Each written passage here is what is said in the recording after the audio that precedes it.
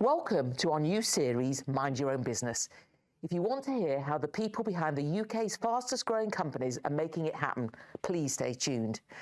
PwC are really privileged to have partnered with husband and wife team John Maffioli and Charlotte Quince, the founders of Phoebe, for entrepreneurs by entrepreneurs. They have compiled a list of the top 100 fastest growing UK companies. With such an incredible bunch of entrepreneurs, we realised there would be some inspiring stories to share. So we've created Mind Your Own Business to bring them to you wherever you are watching this from. This is the first episode, and I'm delighted to be joined by Bree Reid from Snag Thights. And if you've got any questions that you want to ask us, please send them in throughout this session. So Bree, over to you. How did the idea of Snag Thights come about? It's a bit of an embarrassing story, if I'm honest. I was walking along a kind of very fancy shopping road in Edinburgh called George Street. Oh yeah, know it well. It's all got very fancy shops, nice restaurants on, and as I was walking along, I could feel my tights kind of fall down, and they fell down to midway through my hips and my knees, and that was fine. You just pull them up, you keep pulling them up as you're walking, and then they slipped right underneath my knees. And at that point I was like, okay, this is not going to be easy pulling them up. So I kind of envisaged this amazing move where I kicked my shoes off, took my tights off in one thing, and then stepped back into my shoes and continued to walk, and everything was absolutely fine. And in my mind I thought this would go brilliantly. I tried to do it and it didn't go as smoothly as it was in my head. But then had that kind of awful fear after I'd done it. I was like, nobody saw this, right? Nobody saw it. And I turned around and 200 people were watching me, all what did she just do? And I was like, either, I spend every night kind of having vivid dreams about how embarrassing this is, or I talk to my friends and just try and make light of it and joke about it. So I started talking to people about tights and about how terrible they were.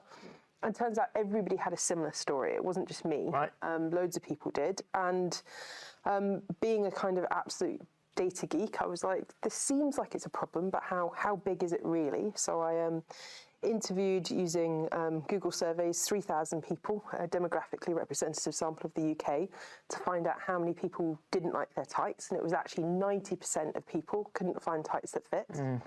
And of those, 70% said their life would be fundamentally better if they did have tights that fit them well. So taking that, I was like, I wonder how big this market is.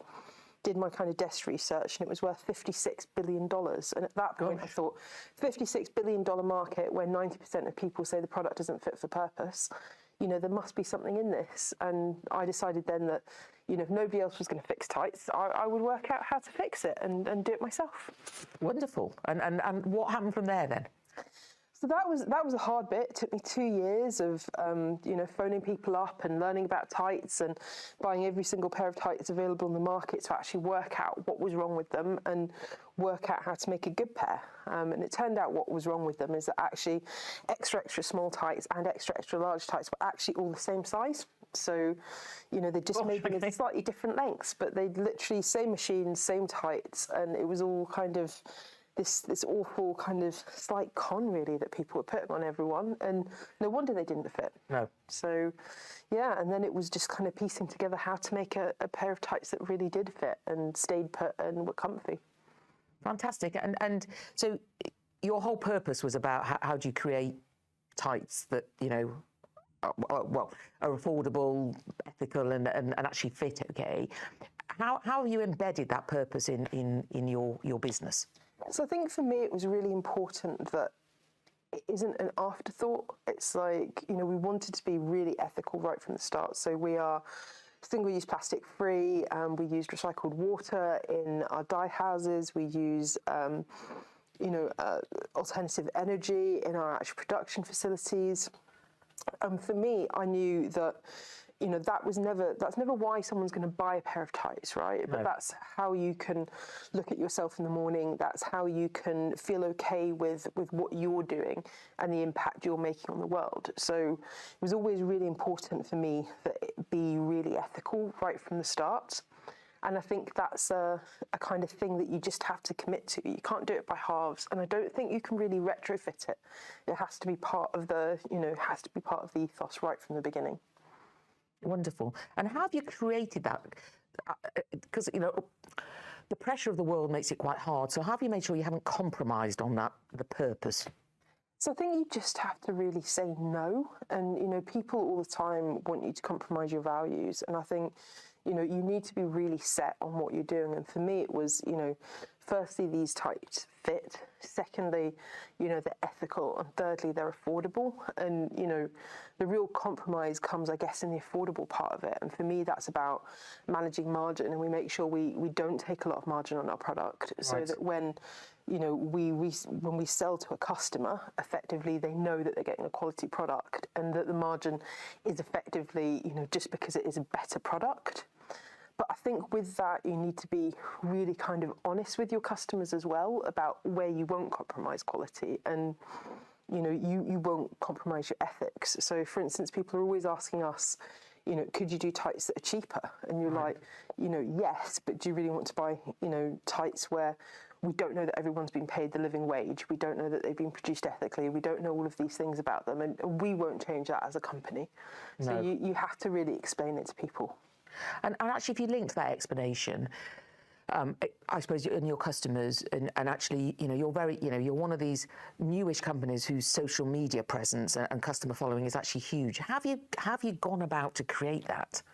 So I think it's hard. I think, you know, one of the things you need to do is be prepared to have a two-way conversation with your customers. So, you know, a lot of people and brands, they preach at their customers, but they don't listen back. And we answer every single email, comment, DM, any way that you contact us, we answer that. Okay. And we answer that, and we genuinely listen to what you have to say, and we'll have a conversation with you. And that has to be resourced quite intensively within the business, but it means that, you know, this isn't a kind of one-way directive. We're not an entertainment channel. We're having a conversation with our customers all of the time. And I think that's the way that you have to do that now. You know, what is important to them right now? What worries them? What keeps them up at night? You know, what would make their lives easier? What would make it better? You know, what other things that you can do to have an impact in their lives? And if you don't talk to them and you don't ask them these questions, then you really don't know. So we don't just have these kind of general parts. We have these very specific groups as well. Right.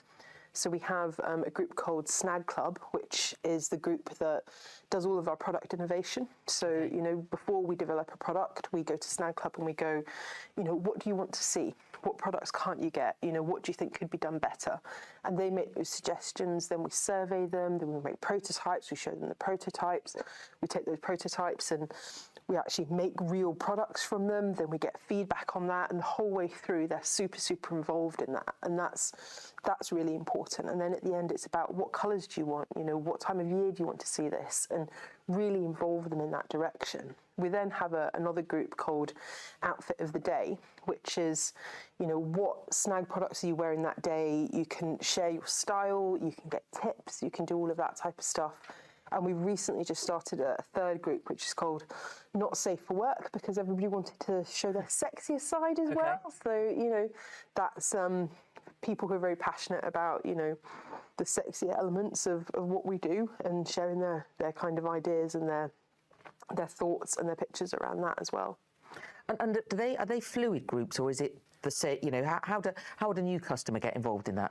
So every time someone buys a product from us, we remind them of the groups. We try and get them to join. So there's a constant new stream of people coming into it. And the groups, we're pleased to be really safe spaces, because I think, again, the internet has become, you know, less and less of a safe space. It's less somewhere that you can go and, you know, really just share and you know, enjoy that sharing. So, you know, we don't allow any weight loss chat. So, you know, there's literally, you can't comment on weight, you can't comment on food, you can't comment on anything like that, which for a lot of people makes it a really safe space. Then you need to be positive to people. So, you know, if you've got someone that's always like snipey and mean, we kick them out. Because again, nobody likes that, right? And do you tell people that you are, or do you just quietly kick them out? Just as no. So we have rules, and we very carefully explain to somebody. They get a warning and go, look, you can't behave like that. And we do a lot of this moderating, and that creates the safe spaces that people then feel happy to share, you know, incredible images of themselves and, you know, their ideas and their worries, and really connect with other people.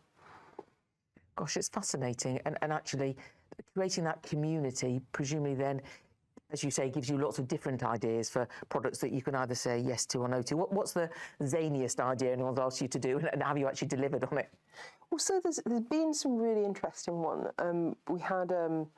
We had lots of people ask for sex toys, which is something that we are developing. Okay. So that's a kind of interesting, one where we didn't realise there was so much lack of inclusion in it. Yep. So, that's a very big space for us. We have people ask us for really interesting things as well, like GP surgeries. So people would love a place that was a size-inclusive GP surgery. We have people asking us to do size-inclusive holidays. So, you can go on holiday and not worried about being judged or, like-minded and, similar people to you. And then we've got things like, will you make us a plaid skirt, which, we've recently, we've done for people as well. Our biggest request is always bras. Right. And we're launching our bras in January, which is very, very exciting. It's taken 2 years and 76 different prototypes to get to it. So we're really, really, really excited about that. Gosh, well, we'll watch this space, okay, at the end of the day. And actually, what's interesting, I'm just going to take one of the questions live, actually, that's come in that said, thank you for curating Snag Tights, perfect tights and rub shorts. At what point did you realise it was going to be successful? That's a really interesting question. So initially I thought it was going to be, a really great kind of side hustle, something I could do while I did my job as well. I think by month 3, we made about £100,000 that month. And I was like, wow, I should probably quit my job and focus on this. Because it's actually going to be a lot bigger than we thought. But I actually knew something different was going to happen the night that Snag Thights went live, because I thought maybe some of my friends would buy a product or maybe my mum would, and there was actual genuine sales that first night, and I was like, wow, maybe it's going to work.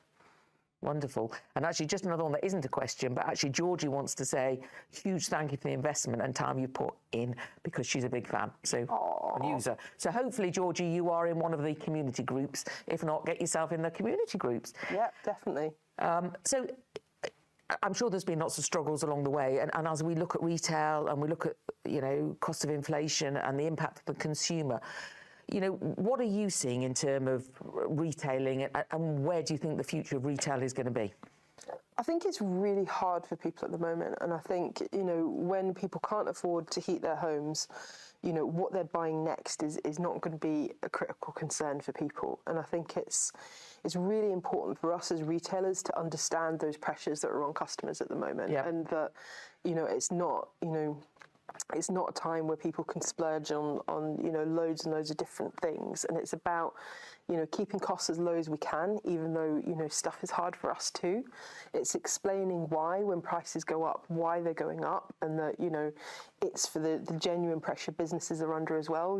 All of our rates are rising, all of our cost of electricity and power is rising, and businesses are under tremendous pressure, not to mention the raw material price increases.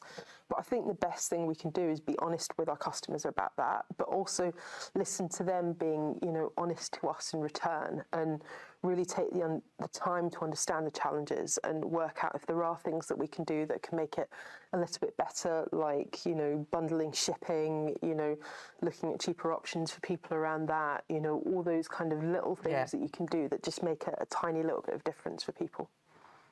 Thank you. And actually, just another live question, going back to our question on social media, because I think people don't, you seem to have had great success quite quickly, okay? Certainly with lots of other of my retailers, it doesn't seem to be quite so successful. So how did you grow your social media audience and create those communities? And linked into that is, do you work with influencers? It doesn't sound like you do, but... So we very much at the start didn't work with influencers. So we've got influencers who are, fans of the brand and talk about us because, they're fans of the brand. And that's how we always preferred to keep it, rather than it being a kind of, a paid for system. We wanted it to be, like real, like it was, and I think that was really important for us. I think a lot of brands really need to think about the interactions they have with customers. So I always think about brand dwell time with a customer. Okay. So, for us, somebody wears a pair of tights, 10 hours a day, 12 hours a day, they probably wear those tights 3 or 4 times a week. Yeah. It's a lot of dwell time with Yeah. the brand. People spend a lot of time thinking about their tights, wearing them, that's all really important. Where if you're a brand that, for instance, say you sell travel pillows, you don't have a lot of brand time with someone. So if you're a brand that sells travel pillows, social media following is never going to be your thing. You don't have the dwell time to do that. So I think you first need to go, do I have enough dwell time with my customers to be able to make a community that works? Yeah. Is there enough discussion around this? And if there is, then I think you need to be providing stuff which is useful for that audience. Right. It's not about what's useful for you to say, it's what's useful for them to take away. And I think once you start really thinking about what you're giving your social media followers rather than what you want to tell them, right, okay. I think you get into the right place with it. Okay, brilliant. And we're obviously causing a bit of a stir out there, Brie. This is the first one, and hopefully of many. But apparently, going back to the inclusive gross profit point, what's your vision for inclusive gross profit practice? And is this something we're likely to be seeing soon? Yeah, I think you have to be, and I think for instance, I always use the example. We have a pair of leggings that we do, which are made out of a fabric called Ecovira Viscose, which is pretty much the most ethical fabric on the planet. And these leggings are absolutely lovely, completely squat proof. They're woven bi-directionally, so you absolutely. Yeah, and I've tried them, and they don't burst open or they don't. You can't see them when they're squatting, anything like that. The only other products we can find on the market with similar fabric are £150.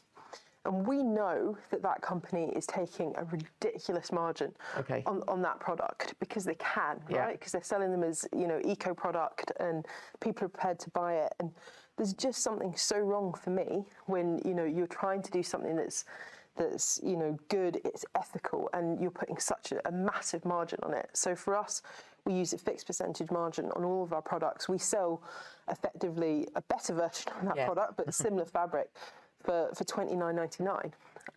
And it's a brilliant product. Yeah. And that's, we can do it at that price. So we do it at that price because every single person deserves ethical fashion that fits. That there shouldn't be, you're too poor to be able to afford to have something that wasn't made by a child. I don't get it. Everybody deserves ethical fashion. Brilliant. Okay, so watch out that company that's. Yeah, anyhow, enough of that. So we always get these questions, actually, and I think as I spend my life with entrepreneurs, I think funding is one of the first things people always talk about because it's hard to set up a business. So how did you fund the setup and growth of your business?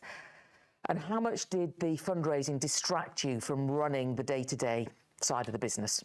So to start Snag, I actually only raised 100k. So we were very profitable early on, so we could, self-fund the majority of what we did. Right. We took some more investment later on to help us set up a warehouse.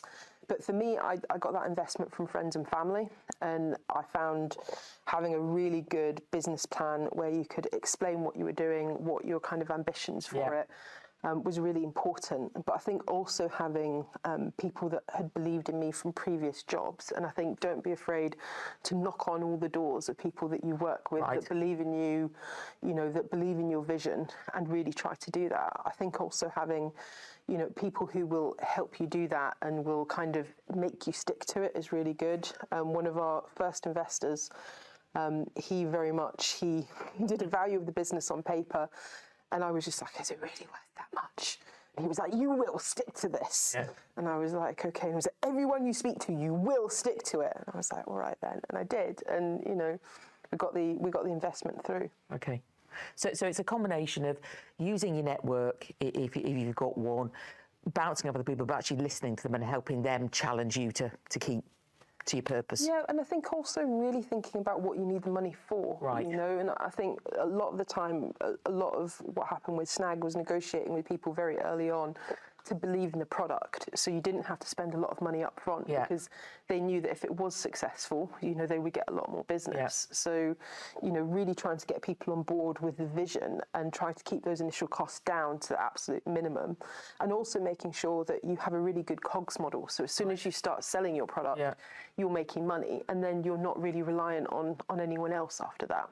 Okay, that's brilliant. Not a question, but Mohammed has browsed your ethics and sustainability page and said you really are doing business in the right way. So thank you, Mohammed, for that. And Bree, thank you for yours and your team. Who, again, it's not about. We do see a little bit in some businesses where people say things that actually aren't supported by evidence and action. So Mohammed says thank you. Excellent. Looks like another live question, but from my perspective, mind your own business. Actually, I can mind my own business, but I'm going to ask you. You've talked a bit about the journey. What are the things you've learned along the way that you wished someone had told you before you were as the tights were falling down on George Street? So I think there's a couple of things. I think the big one for me is that the most complicated part of running a business is people. Right. Yeah. More people don't make things easier. They often make it more complex. And I think you really need to, when you're working with a business, think about every role that you bring in and whether you really need it and how you can automate if you don't need that. So I think you should keep the actual people that you have in the business to the absolute minimum number that you possibly can. And I think, initially I very much thought, the more people, the better, the more help you get, the more, and it doesn't quite scale in the way that you expect it to scale. And I think you need to be a little bit more circumspect about that. I think the other big one for me is getting comfortable saying no. And I think, people want you to change your product, change your mind, do things differently, do things like other people. And for me, I always think that's bad. As an entrepreneur what you're trying to achieve, and you should be, as much as you possibly can, sticking to that. And it's that thing where, if you want to be extraordinary, you can't be ordinary. Yes, okay. So, best practice isn't good enough. You need to do better than best practice.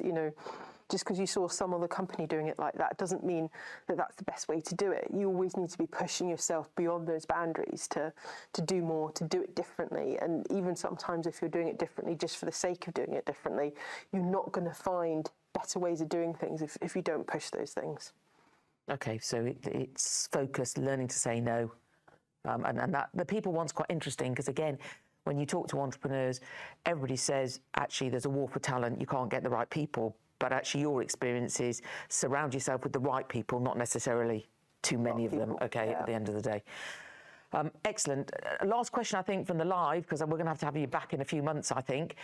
What is your current sales model and how are you looking to expand? So at the moment we sell completely just on our website. So all of our sales come through our website. We have a UK website, a Europe website, a Germany website, an Australia one, a US one, and a Canada one. Which covers. And have they just grown over time? Yeah, they've grown over time. We try and have different ones so that we can express, different regions, different needs at different times. So, Australia, for example, is just coming into summer now, and you need to give them a kind of different feel. In terms of expansion for us, it's really on three fronts. So, the first one is we want more people to wear snags. Yes. So, just in our current markets, we want to sell more, we want to get to new people. The second part is, people keep asking us for things which aren't just tights. Okay. So we want to expand into other areas of things that people need fixed. So, this is where bras have come in. Our knickers have been incredibly successful. We want to do more of those things where we can make a difference. And then the third one eventually is to get into different territories and regions. South America is one of the biggest tights wearing regions in the world, and we don't trade there. Okay. And again, we've got a big following in Asia, but we don't market there because, to be honest, we don't really know how. So, there's a lot of places that we aren't yet that we would really like to be. Okay, brilliant. Okay, and lastly, Bree, in terms of, you've had success, you're really growing well. What would be your one bit of advice to retailers? What if there was one thing that say do it well, what would it be? I think right now it's explaining your actions to your customers, and Okay. I think we don't live in a vacuum anymore. And I think, if you're having to raise your prices, if you're having to, reduce the amount of channels you sell by, if you're having to do any of these kind of actions which people might see as difficult or problematic, I think you need to really explain why to people. And I think people are massively kind-hearted and massively understanding and know that everybody's struggling right now. But if you don't tell them why you're making the decisions that you're making, they can put you under a lot of scrutiny because they just, they can't empathise because you haven't given them enough information. So I think it's very much about just, sharing your reasoning with them and sharing your struggles with them, and, not creating such a binary line between I'm the retailer and you're the customer. Try and talk to them more. Which I suppose comes back to those businesses like yours that started online. It's actually probably easier because you create the engagement of the community. For the retailers that started bricks and mortar, where it's quite interesting for me, I think there's still quite a lot who aren't really omni-channel, so the online is quite difficult. So I suppose then it just comes back to the customer's peak store experience, isn't it? Yeah. And having that interaction. Exactly, and I think customers want to be engaged with what you're doing, and it's so it's so easy to do it wrong. I mean, if you look at like the Balenciaga thing that just happened, which is just like absolutely crazy, they thought this completely bizarre advertising campaign was going to strike a kind of chord with consumers, and it's done exactly the opposite. And then, you refuse to apologise for it, you refuse to explain why you've done it.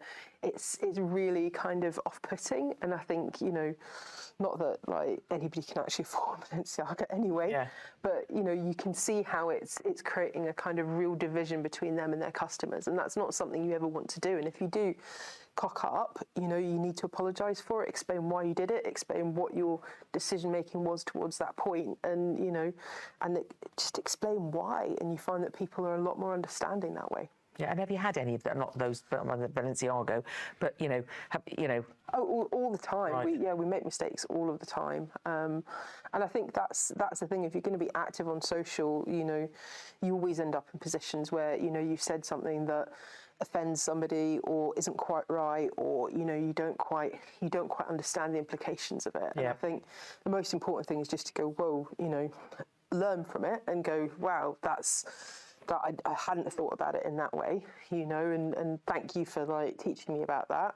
And then just making sure that you don't do the same thing again, really properly learn through your whole business, and then you can make sure that you don't make the same mistake twice.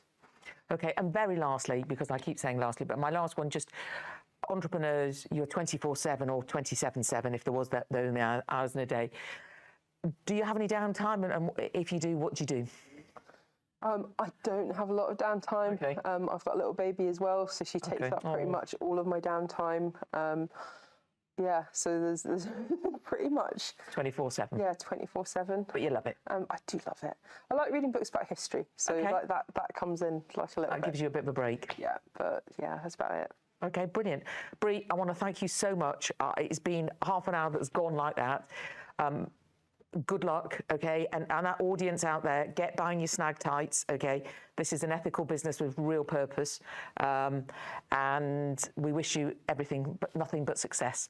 And we look forward to having you on again on the next stage of your growth. Thank you so much. So thank you. And thank you, everybody, for watching us and listening. Hopefully you found it interesting and engaging. We want to try and create this community.